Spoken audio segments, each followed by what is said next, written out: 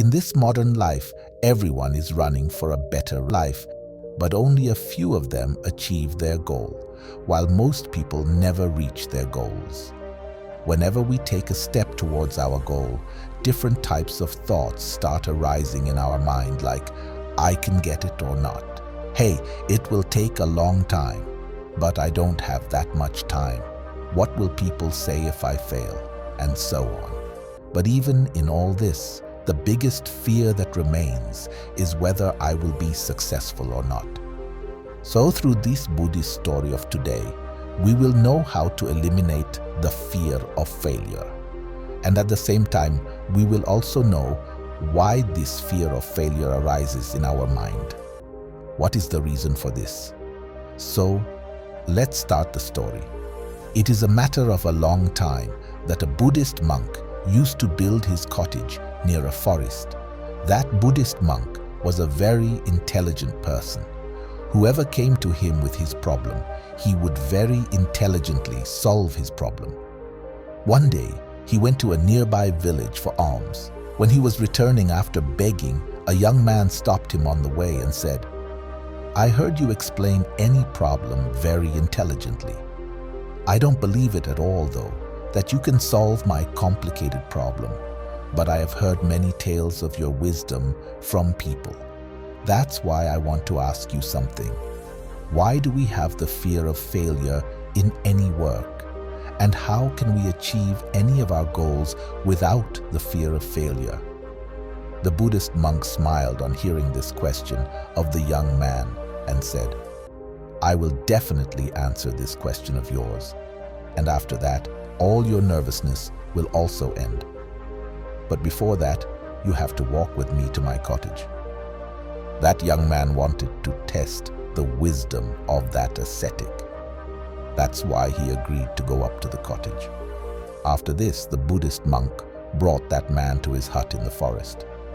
But by then it was evening, so he went to sleep after eating. When he got up the next day, the Buddhist monk said to the boy, Let me take you for a walk in the woods today. And they both went out into the jungle. After some time, the Buddhist monk showed a cave to that boy and said, Let me show you around that cave. The boy said, Yes, come on. I also had a desire to see the forest cave for a long time. After that, they both went inside the cave. It was dark inside the cave, but after a while, the Buddhist monk is secretly taken out of the cave and closed the door of that cave from outside. That boy made a lot of noise from inside the cave. Where are you, sage? Where have you gone? Why are you not answering me? But after getting no answer for a long time, he got nervous. He panicked and ran towards the entrance of the cave. As he reached the entrance of the cave, he was astonished and said, What is this? Here, someone has closed the door of the cave from outside. Now, how do I get out? Now he's all alone in that dark cave, very scared and upset. He began to wonder whether the hermit had planned to kill him. Now he started roaming around in the cave looking for a way out. He wandered around the cave for a long time but couldn't find a way out. Now he was feeling very thirsty and hungry. That's why he sat quietly in one place. Then he saw sunlight coming from a tunnel, but it was too hard to reach the tunnel where the light came, because there was only darkness all around, and that tunnel was too at a very high altitude. But still, he got up immediately, and forgetting all his hunger and thirst, he focused all his attention on getting out of that cave. After a lot of hard work and effort, he reached the sunlit tunnel and climbed up that tunnel for a while. Then suddenly, he saw that monk extending his hand. That boy quickly came out, holding the hand of that monk. And as soon as he came out, he shouted angrily to that monk, "Monk, are you mad that you left me alone in this dark cave and came out? Do you know how scared I was? How thirsty I am?" That monk smilingly gave him water and said, "Now listen to my words carefully. You got out of the cave only because of two reasons that forced you to come out of this cave. The first reason, you were very thirsty and hungry. And the second reason is that you felt suffocated there because you're used to being with friends and family. Now let me tell you the two main reasons why you were able to get out of this cave. First reason, because the people were not with you to say that how will you be able to reach the tunnel so high in this dark?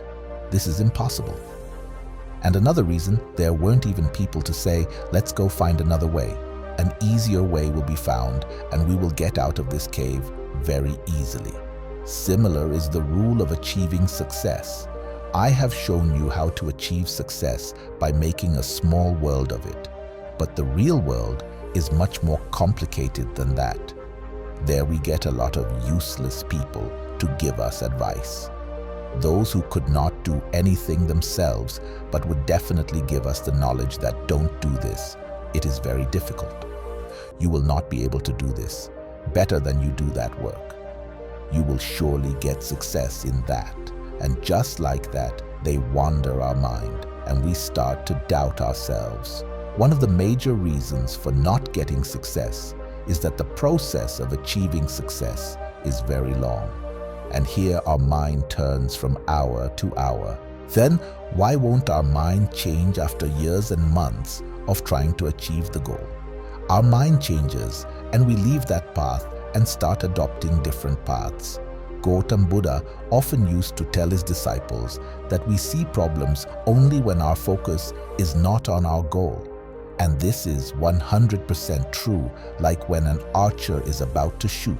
So he closes one eye and with the other eye only looks at the target. Only then he can distinguish his target. Similarly, we are afraid of failure rather than the difficulties that come in the way. You were also able to get out of the cave because you couldn't see anything inside the cave except the light coming from the tunnel.